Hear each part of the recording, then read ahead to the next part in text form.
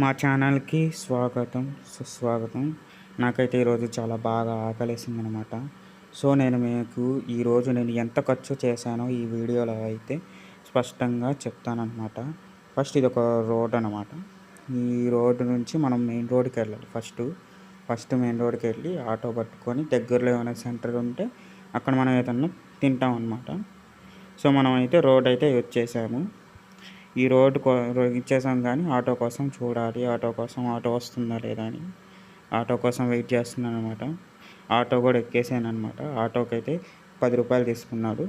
So, రూ. 10 అనమాట ఈ ఆటోకి. సో, నేనైతే దగ్గరలో ఉన్న సెంటర్‌కెళ్ళి ఫ్రైడ్ రైస్ తిన్నాననమాట. ఫ్రైడ్ రైస్ అయితే చాలా బాగుంది. రూ. 90 అనమాట. వర్త్ ఇట్ అనమాట ఈ ఫ్రైడ్ రైస్. అంటే ఆటోకి ఒక రూ. 10, ఈ ఫ్రైడ్ రైస్‌కి ఒక రూ. 90 ఛార్జ్ అయిందనమాట. చికెన్ పీసెస్ చాలా వచ్చాయి. ఎందుకో ఫ్రైడ్ రైస్‌లోనే చికెన్ పీసులు ఎక్కువ వస్తున్నాయన్నమాట బిర్యానీలో కన్నా. సో, అందుకని నేను ఫ్రైడ్ రైస్ తీసుకున్నాను. అది చికెన్ పీసెస్, నిమ్మకాయ, ఆనియన్, చికెన్ ఫ్రైడ్ రైస్ మొత్తం ఇచ్చాడనమాట. ఒక్కళ్ళకి ఈజీగా సరిపోద్ది. ఇంత తిన్నాక మనం ఆగుతామా? అట్లా తిరిగేసరికి బాదం పాలు షాప్ దొరికింది. బాదం పాలు తీసుకున్నాను అనమాట. అంతటితో ఆగిపోలేదనమాట. ఫ్రూట్ మిక్స్ కూడా తీసుకున్నాను. బాదం పాలు అయితే రూ. 20, ఫ్రూట్ మిక్స్ అయితే రూ. 20 అనమాట. మళ్ళీ వెనక్కి వచ్చేసి ఆటో ఎక్కేసి మళ్ళీ మన దారికి మనం వచ్చేసాం అనమాట.